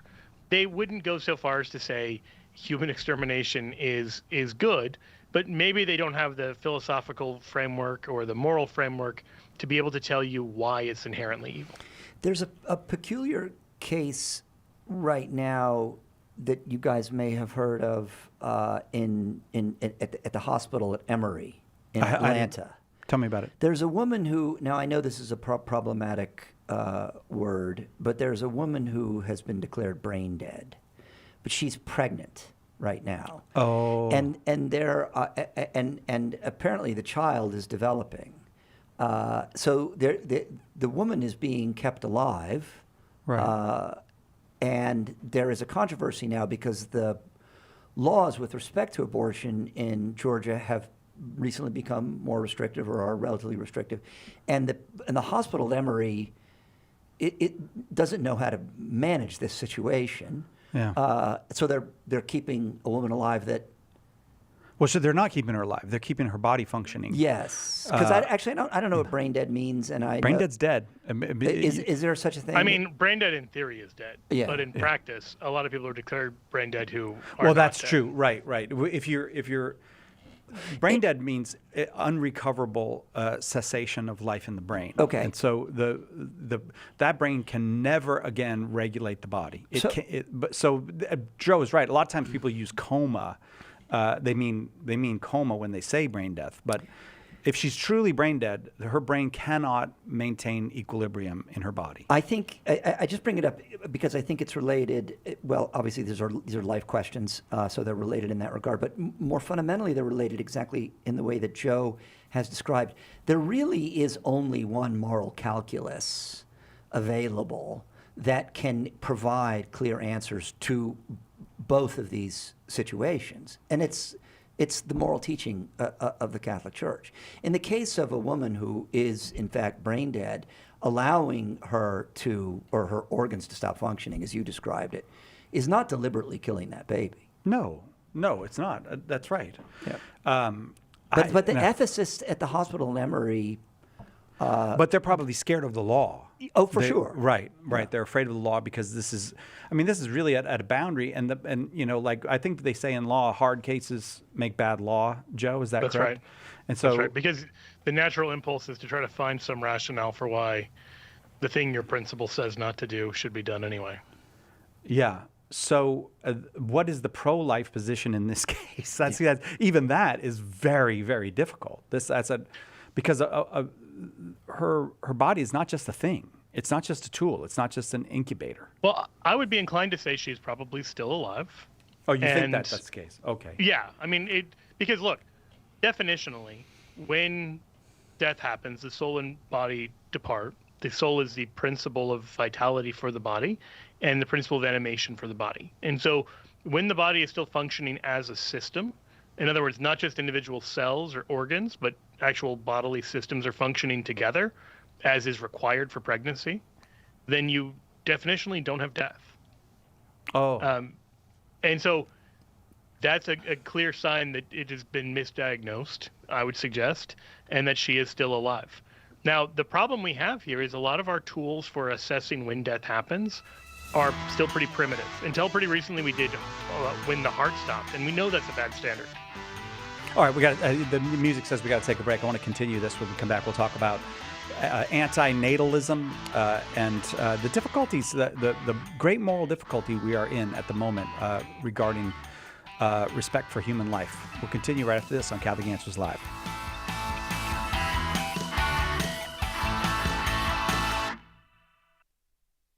Each Catholic is obliged to spread and defend the faith by word and deed. Well, we're here to help. Join special guests Chris Stefanik, Dr. David Anders, Father Jeff Kirby, and all your favorite Catholic Answers apologists this September 25th through 28th in beautiful San Diego for the Catholic Answers Conference. Our theme? Go make disciples. Enjoy 4 days of faith, fun, and fellowship. Use promo code EARLY to save $50 when you register today at CatholicAnswersConference.com. Deepen your connection to the Church's holy days and seasons while you draw on the wisdom of the Church Fathers. Feasts of Our Fathers, the new book from Mike Aquilina and Adam Lucas, is a treasury of history, prayers, insights, and lessons that will bring you closer to the earliest of Catholic traditions. Take your prayer life and your solidarity with the Church, past and present, to a new level. Order your copy of Feasts of Our Fathers today at shop.catholic.com. We hope that one of the things that we communicate here at Catholic Answers Live is that our Catholic faith allows us to be fully serious about all the problems we encounter in the church and in the world, but it also lets us have light hearts and maybe even mix in a bit of fun, and that is exactly what our good friend Joe Heschmeyer does in his popular podcast, Shameless Popery. You should check it out at shamelessjoe.com. Joe's got a deep grasp of the faith, morals, the teachings of the church, all that, but he's also got a witty conversational style. He entertains and he informs, but you will leave equipped to better answer the most common challenges, misconceptions, and questions about the Catholic faith. He's got insightful guests, he does on-air debates, and he takes a close look into all the things that you want to know about as a Catholic living today. You'll walk away knowledgeable and filled with joy. Look for Joe on his YouTube channel. Check him out at shamelessjoe.com or wherever you get your podcasts. And if you like what you hear, become a patron.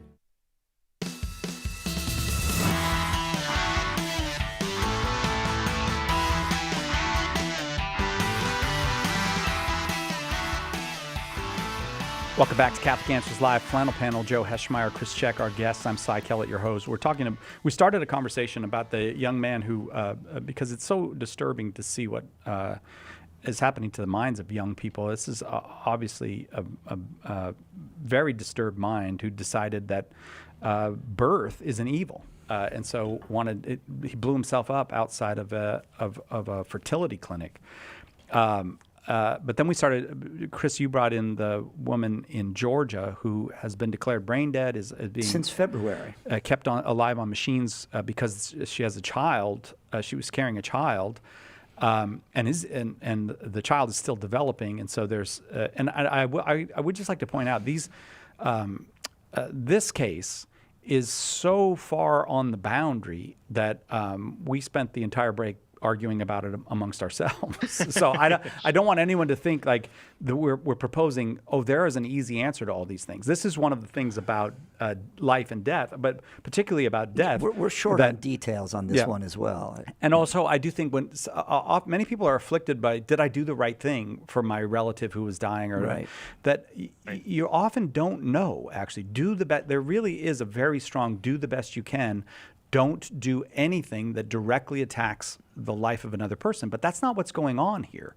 So we're in an area where I don't know is a very reasonable answer. But the church won't forever live with I don't know. It will persist with we still need to work this out. I always remember Pope Benedict saying that when he was the head of the CDF, American hospitals were very important to listen to, because he said American hospitals were on the cutting edge of all of this stuff, and we needed them to explain the science to us. We needed them to, the church has to listen while she makes up her mind.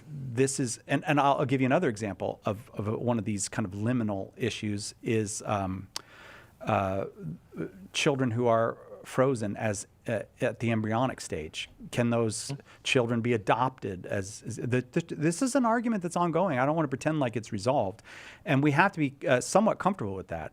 But Joe, your point was you do not believe that this woman is dead. I think there's good reason to question that she's actually dead, because if the body is working not at the individual cellular level or at the level of an organ, but entire bodily systems, that's what we normally look for in seeing whether there is the life of an organism. So we want to distinguish. So you can have living skin cells, but you are not your skin cells. You're not even the sum total of your skin cells. You are something more than that. You're an organism. And so when you have a bodily system functioning, that looks like a living organism, not just a living cell or a living organ. Those are the kind of levels you have: cell, organ, organism. And so if you have a living human organism, then you're alive.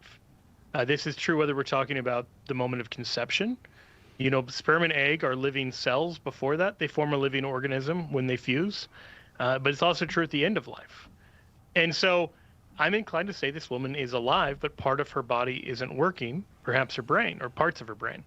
And that just because part of your body isn't working doesn't mean that you're dead. And also that we should be very cautious, even if there is a principled way you could apply brain death, we should be very cautious with the way that it is applied in a modern secular setting, because there are many cases in which people have been declared brain dead for purposes of harvesting their organs, and then they were resuscitated and made a full recovery. I've met people who this happened to, and if they had been approved for organ donation, they would have been cut up there on the operating table and murdered, quite frankly, and divided up for parts. And so this is, we should be very cautious in a society like that, in any of these, like just blindly trusting the declaration of brain death. I know you wanted fireworks. I'll give you fireworks here. I'm not an organ donor for vital organs for this reason. Yeah, I agree with Joe. I do too. I don't disagree. I don't Yes. disagree with anything that you just said, and I think it's very helpful. And again, these are difficult cases, but there does seem to have been in the course of the 1970s, 80s, and then onward, a kind of casualness about just exactly when are people dead. Because, the kidneys, well, we really need to get those kidneys if we're going to, save the life of this diabetic child. Yeah, but is the person dead or not is actually kind of an important question. It's really not something you can just kind of go, we'll throw a dart at the wall and see where it hits. And to be clear, like, one of the reasons for this is they want your organs as fresh as they get them. Yeah. And if you're actually dead, then your organs die very quickly. Yeah, that's a good point, John. If you are a premenopausal woman, I would think very hard about being an organ donor, because you don't know if your ovaries are going to be harvested. Oh, Lord. I didn't know that. Well. Oh, yeah. Why wouldn't they be? Yeah, I never thought about that. I should listen to Flannel Panel more. I learned so much on this program. I do want to not just remain in the difficult issue, though, but to go back to the horrifying issue, actually, of the mental state of teens and 20-year-olds these days who are. Yeah, could I talk about a couple angles of that? Yeah, please. Unless you have something really particular you were going to head towards. No, please go ahead. I sort of suggested a lot of his thinking seemed intellectually consistent with certain aspects of like utilitarian thought. And it turns out he was a member of the Reddit community of Efilism. Efil is life backwards, is an anti-life community. And it had 12,000 members. Reddit just shut it down in response to this guy's manifesto, where he talks about how it inspired him to commit this act of intentional, attempted murder. And it's adjacent to, it's the more extreme wing of the antenatal movement, which has 230,000 users, and the child-free movement, where people are just volunteering that they will never have children. 1.5 million users. So there is a growing. Now, those are small numbers in the, global scheme, I suppose. But when you think about people subscribing to movements that just say like life is evil and we should violently stop it, you would want that number to be closer to zero. Yeah. Right. So that's one angle. Like a lot of this is people spending way too much time online. And the LA Times article about the bombing, I wanted to quote from it. Victoria and Austin Shoup, artists who moved from Century City to 29 Palms a year ago, said that when the suspect's name was made public, there was an oddity. They'd never seen him, nor had anyone else they've talked to. 29 Palms is a really small town, said Austin Shoup, who owns a music studio in the area called Yucca Man Records. Yeah. It's the kind of town where you go to the grocery store and you see everyone. So this is someone who was spending way too much time online and was not engaging in his own community. And that is like almost a perfect image of exactly how not to live life if you want life to feel fulfilling. Like the thing that's so depressing about this in one sense is this was easy to solve. Like, go outside and touch grass. Get to know your neighbors. Go to the grocery store. There's no grass in 29 I was going to say that. Fair enough. I'm sorry. I was stationed at Touch Palm. Yeah, I was stationed at apparently 29 Palms for. There's Marines. Yeah, they're the Marine Corps Air Ground Combat Did you know Centers there. Did you know your neighbors? Yes, of course. Yeah, it's like really out there in the middle of nowhere. It is. At Joshua Tree, it's by Joshua Tree and Yucca Valley. Yucca Valley is probably the biggest town there. I think what you're saying is right on, Joe, and I feel like sometimes we should almost, like the young people who are going in for surgeries and to change gender or they're taking hormones, you almost feel like the protocol should be not just like you need to go through a battery of tests or anything. Like you need to not be online for a year. You just stay away from a computer for a year. Like I think so many good things are happening online. It really is tremendous. Like we're online. We get people who call in. They came into the Catholic Church because of what they found online. It's not evil, but there's something that it does to the young mind that is so dangerous. And it's a matter of quantity in no small part. But yeah, I mean, someone who I was thinking about this recently. I was at the grocery store and saw a young woman there, I don't know, maybe 20, and she looked like she had not been outside in a long time. I mean, I don't know a nicer way to kind of put that. And she was wearing a shirt that said something like "Not Today, Depression," and so it was clear that she was kind of advertising that she struggled with mental health issues. And I just thought, like, man, from one look, knowing nothing else about her, I wanted to just be like, your life could be so much richer if you got completely offline, if you went outside more, if you were really intentional about forming friendships, and if you were just really solicitous about serving others. I didn't know her at all. And so I don't know. Maybe that was completely off base. So the devil... But that was the immediate reaction, and I think for many people it's true. The devil is very clever. He'll turn the strength against. So even potentially listeners to this program or followers of the work of Catholic Answers are vulnerable to what Joe has described, I think, really well as in large part a question of quantity. And if you're spending 8 hours in theological chat rooms talking about, the principle of double effect or the Christological heresies that Leo I sorted out, and you're not going to the grocery store or to touch grass, as Joe put it, or working at the food bank as a volunteer, do some stuff. Yeah, like take communion to the homebound. Yeah, something. Yeah, that's real. That's the real world. None of us are above the lure of wasting too much time on screens and having it have a very deleterious effect on us. I would like to just add this on the other side of that, though, and that is like the Instagram people, the Facebook people, and then now the TikTok people. They're geniuses. They are intentionally attacking your brain to addict you to their product. This is not like you have to understand. You don't mean Thomas Graff. You mean people like behind the scenes making the actual No, platforms. The people who make those platforms, they intend for you to waste the next 3 hours and then the next 3 years and then the next 30 years. That's how they are making their advertising dollar. So and they're really good at it. You're not that smart. You're not that strong. You're not better than they are at this. They are better than you at this, and you have to admit that to yourself.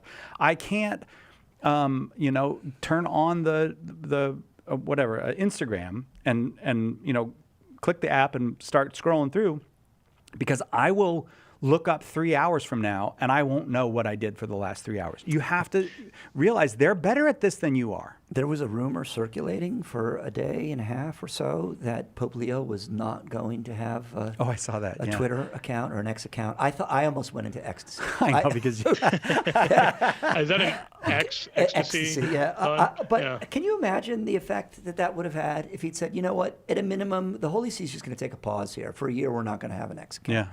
The effect that something like the moral effect that would have had. A lot of people would have said, you know what, I'm going to shut off my X. Right. Can we go back to Twitter? X is a stupid name. X is a stupid name. It is a stupid name. All right, on that, we all agree. We'll take a quick break. Right back with more Flannel Panel on Catholic Answers Live. You're listening to Catholic Answers Live. Underwriting for Catholic Answers Live is provided by Real Estate for Life. Real Estate for Life connects home buyers and sellers to real estate agents while supporting pro-life organizations. On the web at realestateforlife.org. The Catechism defines evangelization as the proclamation of Christ and His gospel by word and the testimony of life. But what does that look like in real life? It looks like St. Paul street evangelists out in the public square sharing the good news. We're a Catholic nonprofit that starts conversations by handing out free sacramentals. Then we employ our method of listen, befriend, proclaim, and invite. Catholic Answers is supported in part by St. Paul Street Evangelization. Visit streetevangelization.com to learn more. EWTN, teaching the truth. Oh my, you know what? She was put in the right place at the right time with the right people, and it just exploded from there. Thank God. I listen to EWTN, and you guys are on my radio, on my phone, 18 hours out of 24, and the TV is off. I just love your program. I wanted to tell you guys that Catholic radio is just the greatest thing in my life.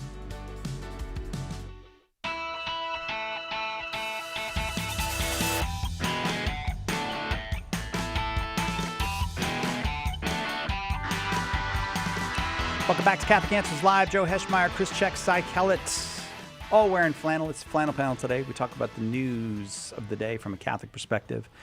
And I think the news everybody's talking about was in the San Diego Times recently. The headline, Joe, I know that you've read this article over and over again.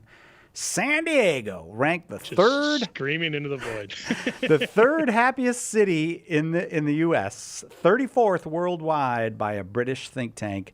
A London-based think tank Thursday ranked San Diego as the third happiest city in the United States and the 34th worldwide. The Institute for Quality of Life released its 6th annual Happy City Index with 200 cities ranked.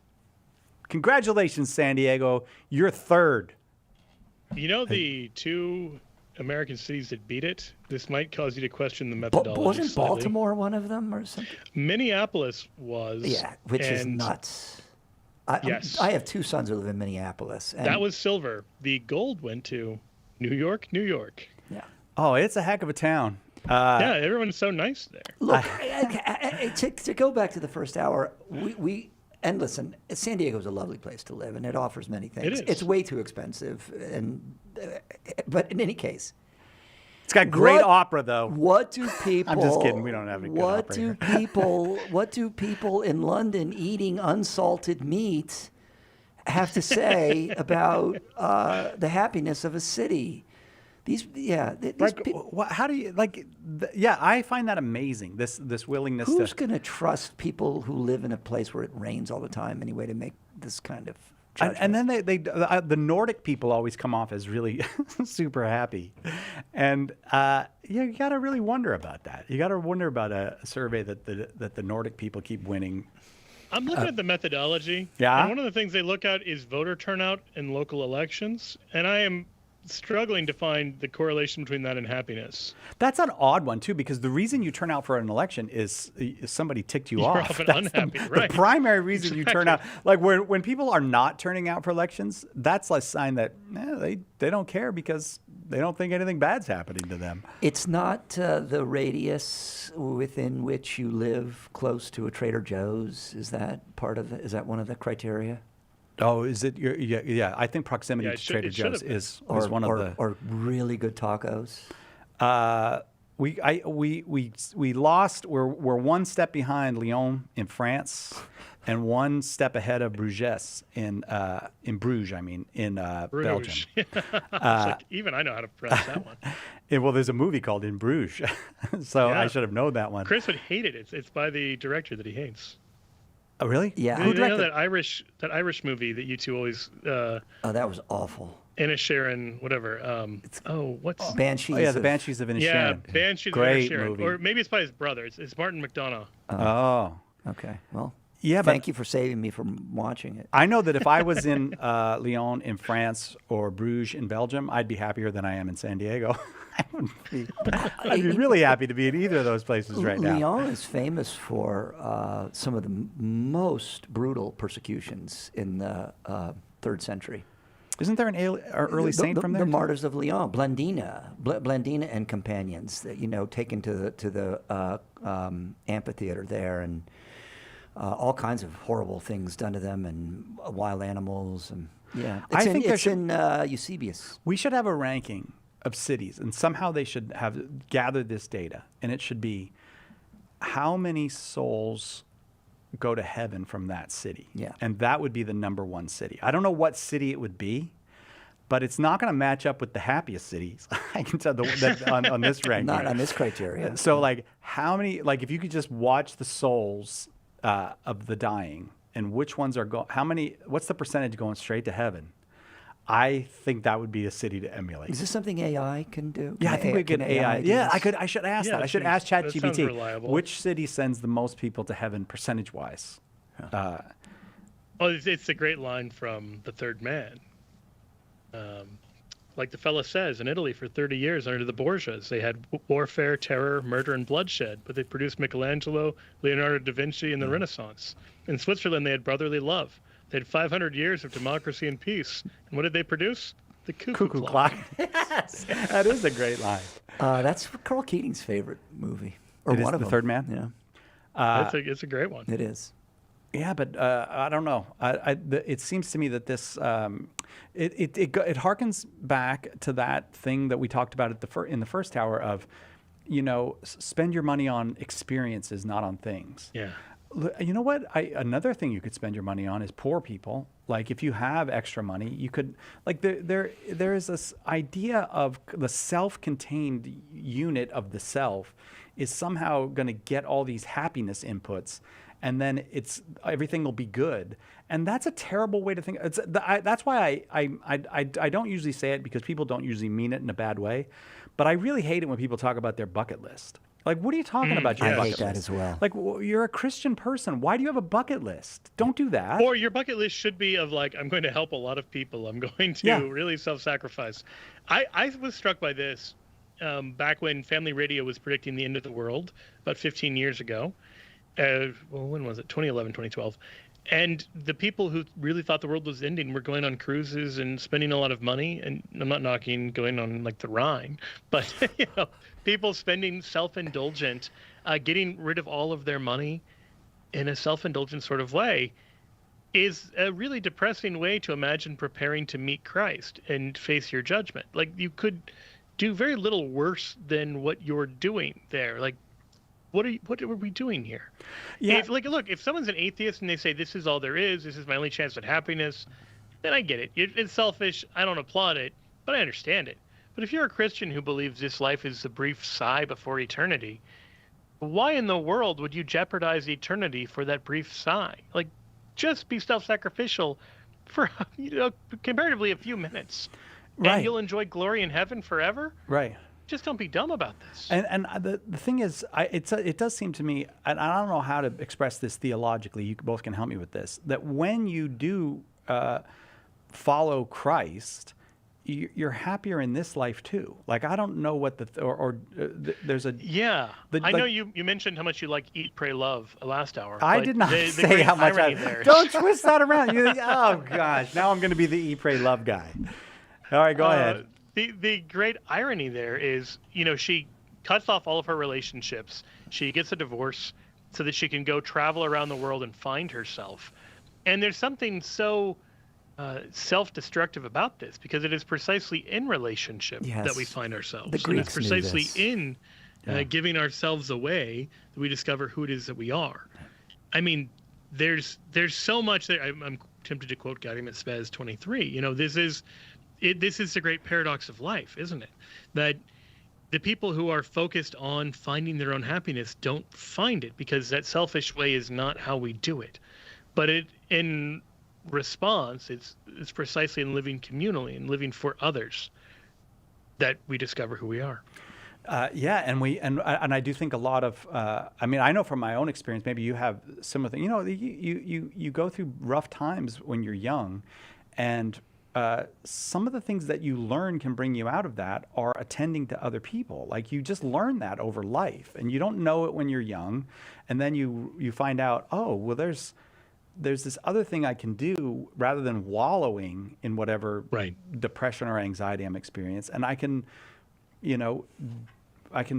be among other people. I can do something of service for other people. And that actually it's effective I would bet they probably even prescribe that to depressed people. I would bet that's probably part of treatment sometimes is, listen, go do something for somebody, like go volunteer somewhere or something like that. When a disordered person goes to shoot up a school or a grocery store, there is a reaction immediately that there isn't sufficient laws restricting the ownership of handguns or firearms.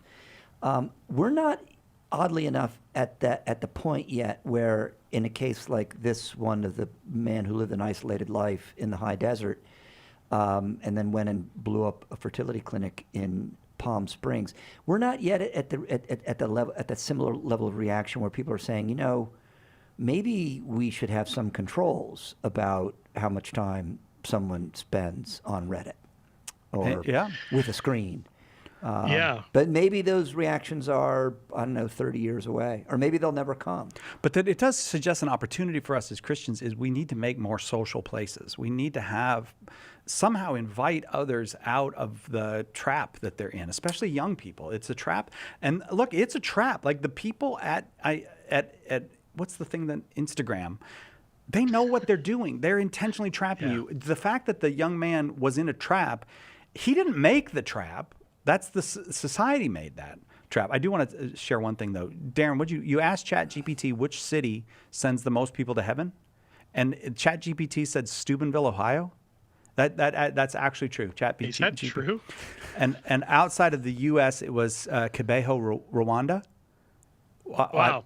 I don't know if they mean because of Our Lady of Kibeho or because of other the contenders. Terrible way people were being sent to heaven in the early 90s. Other contenders for sending the most. This is what ChatGPT thinks. These are the cities that are sending the most souls to heaven upon death: Manila, Krakow, Wichita, Kansas, and Lincoln, Nebraska.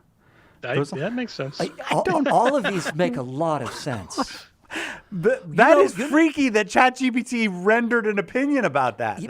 Wichita has the most adoration, 24-hour perpetual adoration chapels of any diocese. They also have a practice where if you tithe at your parish, your kids attend the schools for free.